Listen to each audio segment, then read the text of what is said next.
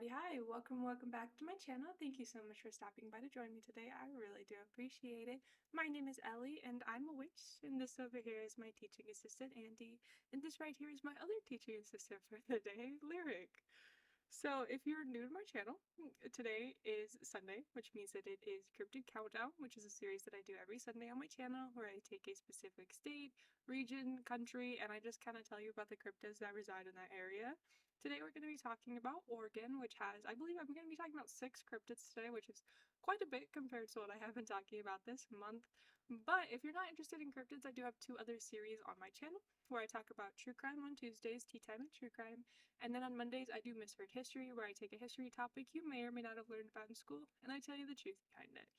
If you are ever curious as to what my qualifications are to talk about any of this stuff, I am not currently in college, but once I get the ability to go back to college, I am a history and criminology major, specifically like ancient history, but I'm just kind of fascinated in history in general, and then criminology. I enjoy all aspects of, I want to say crime, but that just doesn't sound right, of, I guess, criminal thinking and just execution.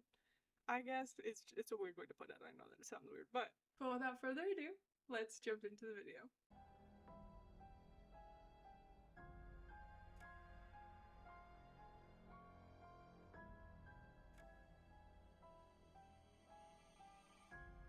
So, I'm going to be talking about Oregon, but you might hear something rustling or like scraping against my desk. My cat decided to sit right behind my microphone, and I don't really care to move her, so you may hear her doing stuff, hanging out, but yeah, have fun with that. So, Oregon. So, Oregon is in a very good area, and it is alive with cryptid activity. I know that the last 2 videos, I only had a couple cryptids to cover, and then I covered things that aren't particularly cryptid related. So, I am making up for that, and I have 6 cryptids to talk about. Some a little bit more information I could find on them, and others it's kind of in passing, but you're gonna get 6 whole cryptids, so let's jump into that. Alright, so the first cryptid I'm going to be talking about is the Wallowa Lake Monster. And some of this I'm just going to be quoting a story, or an anecdote, I should say. I don't want to call it a story necessarily, but an anecdote from a newspaper. So I'm going to go ahead and put quotes, like whenever I started reading the story, quotes, so you know when the story starts and when it ends. You get it. Okay, so this creature, it makes sense that it resides in the Wallowa Lake, and it is described as kind of like being Oregon's Loch Ness Monster. It's about 8 to 20 feet long, and it is very kind of snake-like and dinosaur-esque. So the first instance of this is actually in Native American history. So you have the Nez Perce people, or Nez Perce, I'm not quite sure how to say it, but the Nez Perce tribe, their chief's daughter fell in love with the Blackfoot chief's son. And these 2 tribes were ones that were at war at the time, and the couple had run off together and they decided to row onto the lake and kind of spend a little romantic evening together. However, as soon as both tribes heard of their kids running off, they immediately went after them. Not just because obviously they're from warring tribes, but because they knew that you weren't supposed to go on this lake. And unfortunately, the tribes both arrived in time to see their children lose their lives. And to this day, the Nez Perce people do not go in the lake, period. So the newspaper article that I was telling you about comes from an 1885 issue of the Wallowan Chieftain newspaper, and it goes that a prospector who refused to give his name to the public was coming down from the south end of the lake on last Friday evening in a skiff shortly after dusk. When about midway of the lake, he saw an animal about 50 yards to the right of the boat rear his head and neck up out of the water 10 or 12 feet, but on setting him it immediately dived. He ceased rowing and gazed around in astonishment for the strange apparition which he had just seen, when it raised about the same distance to the left, this time giving a low bellow, something like that of a cow. It also brought its body to the surface, which the prospector avers was 100 feet in length. The monster glided along in sight for several hundred yards. It was too dark to see the animal directly, but it seemed to have a large, flat head, something like that of a hippopotamus, and its neck, which was about 10 feet in length, was as large around as a man's body. Now, this story may have been coined in the imagination of the narrator, but he was very earnest in his recital. However, it is known that there is a tradition among the Indians that the lake has a big sea cow in it, which, on one occasion many years ago, came up one evening and swallowed a young warrior and his dusky bride as they were gliding over the surface of the lake in a canoe. And to this day, an Indian of the tribes who formerly frequented its shores cannot be induced to go upon its waters. The lake has been sounded for the depths of 270 feet, and it is a bare probability that some monster does inhabit its unexplored depths. So after this incident, there have not been a ton of sightings afterwards. The next one that we see is in 1932, when two people had actually seen the creature, saying it was large, about 11 feet, and about the size of their boat. Then you had another woman who saw it several times in, the next few years, 1945 to 1983. She estimated it to weigh a couple of 100 pounds. And then the last reported sighting actually came in 1981, when two men spotted the creature in the water and it just kind of took off. So the next cryptid is one called Colossal Claude. Now, Claude has a very strange description. He's anywhere from being 15 to 40 feet long, having an 8-foot neck. He has a tanned round body, and he has this strange mix between a snake and a horse head, and it says that his body ends in a spiked tail. So this creature is very weird, but all the reports are pretty much the same of this really strange description of this creature. The first sighting being in 1934 by a man named L.A. Larson, and he worked on the Columbian River lightship, and he actually wasn't the only one on board to see the creature, he just reported it first. The next sighting was 3 years later in 1937 by Captain Charles Graham, and then a couple saw the creature a couple months later of the same year. The last reported sighting, though, was in 1939, and that was by the entire crew aboard the ship Fargo, and they had witnessed Claude eating fish. However, they turned away very quickly so that the creature didn't notice them, and that's pretty much it. There haven't been any recent sightings of Claude, so cryptozoologists really don't have that much to go off to when trying to figure out what this creature is. So from the sightings and from the reports, the best that they could say is it could be a whale, a type of jellyfish, or even a surviving plesiosaur. The next cryptid is called the ball-tailed cat, or it's sometimes referred to as a ding cat. So this fearsome beast, it once had a very big following across the country. However, now tales of this creature are confined to Harney County in Oregon and Sullivan County in Pennsylvania. So the standard description of this cat is a big cat, kind of like a mountain lion, a puma, bobcat, something of that nature. The difference is its tail. It has this ball tail with spikes on it, and it is a weapon. So these cats will climb up trees in the forest, and then somebody passes underneath that tree, they'll just drop, and instead of like using their claws or teeth to kill the person or prey, they will use their tail and they will just pound it to death. So unfortunate, but there actually haven't been any defined reports of this creature, but more just legend or stories or tales, but no like actual dates of people reporting having seen it. So the next creature that I'm going to be talking about is called the Argopelter, and this is a very monkey-like creature. So it's described as having a kind of wiry build and then these extremely long and muscular arms, as well as the face of an ape, so a monkey. And these creatures live in the hollow centers of conifer trees, and they are extremely territorial. If you happen to walk into the territory, you're gonna have branches, pine cones, anything that it can grab thrown at you. The only person who we know has survived an attack from an Argopelter is a man by the name of Big Old Kittleson, and he only survived because he had walked into the territory of these Argopelter and it happened to pick up a rotten branch, so when he threw it, it shattered upon contact with Kittleson's head rather than killing him. The good news is this creature doesn't hunt humans, that we're aware of at least. Instead, it survives off of eating woodpeckers, owls, and even rotting wood. I'm not sure how people found this out, but it is said that this creature only has its babies or pups, whatever you want to call it, on February 29th, so a leap year, and it only has them in odd numbers, so 1, 3, 5 kind of deal. There's actually a book that has these creatures in them, and it is called The Fearsome Creatures of the Lumber Woods, 20 Chilling Tales from the Wilderness. And in this book, they're actually called acropelters. So this is classified as kind of a New World monkey species, and it relates them to the African baboon. And this description is very distinct. It says that it has dark, hollow eyes. It has an overbite with its upper canines being the longest teeth in its mouth. And in this version of the legend, the creature has hands attached to its arms.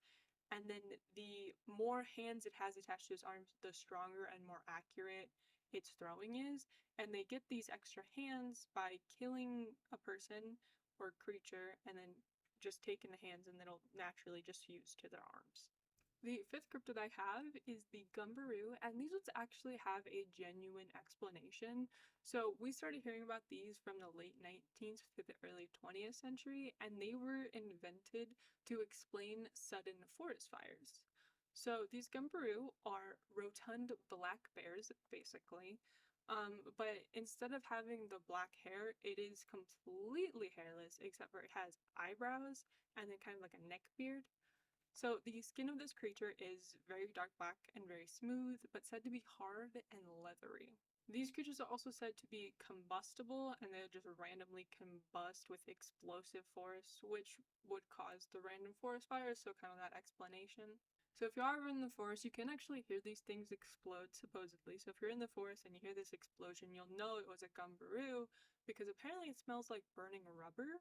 However, these are very rare, obviously. I mean, they don't last that long if they're gonna explode, so don't have to worry about that. They are, however, very hungry, and they will eat anything and everything that they could find.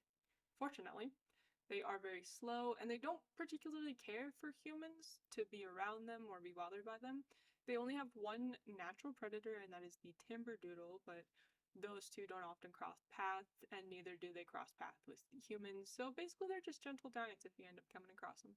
So the last cryptid I'm going to be talking about is the Bandaged Man.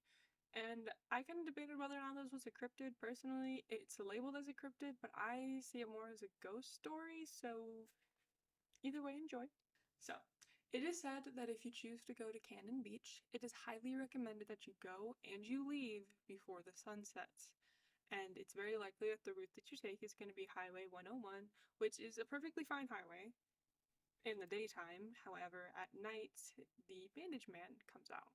So this whole story comes from World War II, when we saw the labor shortages and people began working these very long hours in these very dangerous conditions, and this story specifically comes from a lumber mill. So the accident in particular that we're going to be talking about happened on a very rainy day, and one of the men working at a lumber mill was loading lumber into one of their log splitters, and he unfortunately somehow slipped in, and he ended up getting cuts on his entire body. So when the paramedics were called, they had to put bandages on his entire body, and they really didn't think he was going to survive, but they decided to take him to the hospital anyway. So on the ride there, because it was raining, the roads were slick, the ambulance kind of spun out and it crashed. So this was obviously on Highway 101, and the police happened to be driving that highway going somewhere, and they found the ambulance crashed. As obviously they went to go and make sure that everybody was okay, and all that they could find was unconscious paramedics. There was no bandaged man. So obviously, knowing that there was somebody injured in this ambulance, they went and they searched for him in the woods. They went to towns, they went to the hospitals, and for 3 days they looked for this man, and there was no trace, no sightings, nothing to say that this man was alive. So obviously people kind of just figured that he was dead, and it was said that eventually they found one piece of torn, bloody cloth, and so they just kind of had to give up the search, assumed he was dead. Maybe he fell into the water, maybe he was carried off by some animals. Either way, they weren't going to find anything. So the first reported sighting that we have in more modern times is from a couple who was driving Highway 101. So for whatever reason, they ended up having to pull over to the side of the road, and it was dark, and so they were just trying to figure out what they needed to be doing. And then they kind of heard some rustling in like the leaves on the side of the road, and they're like, okay, it must, be a little animal, could be the wind, doesn't really matter. And then the whole truck shook.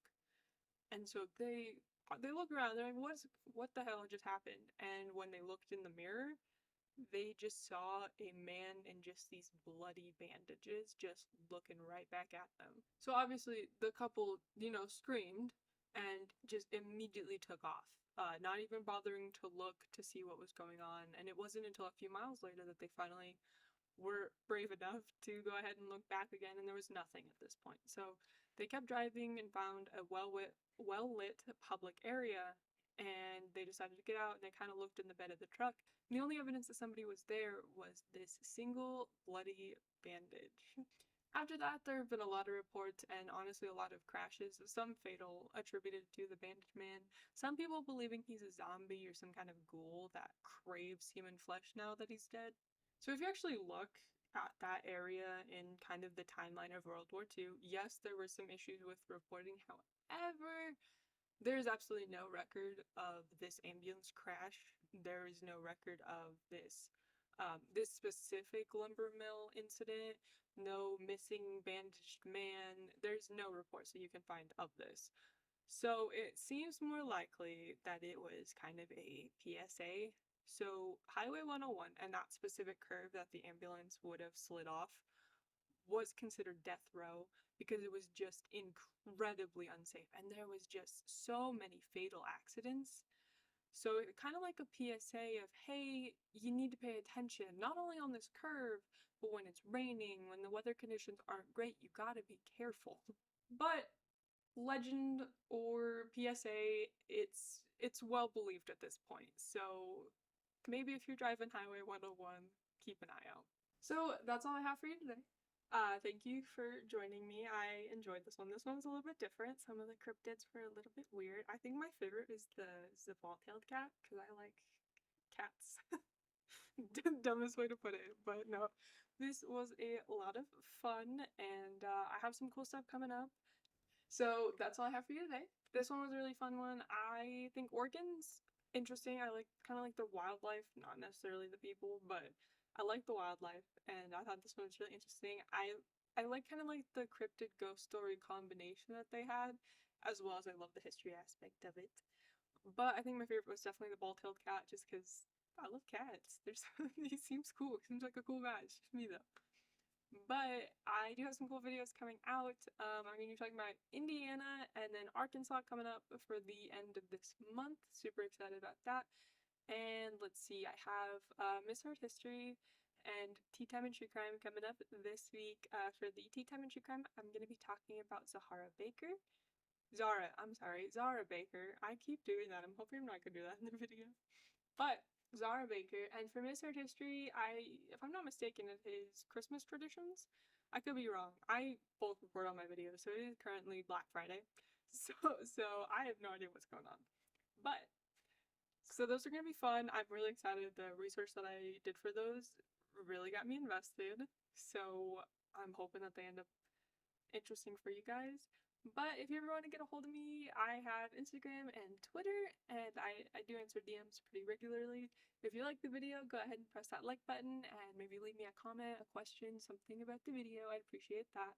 And then if you didn't like it, go ahead and hit that dislike button and tell me what you think I could improve in the comments. I do accept constructive criticism as long as it is not cruel. And eventually I'm going to turn on Andy's fireplace. So that's going to be nice and bright. But I will see you guys next time. Bye.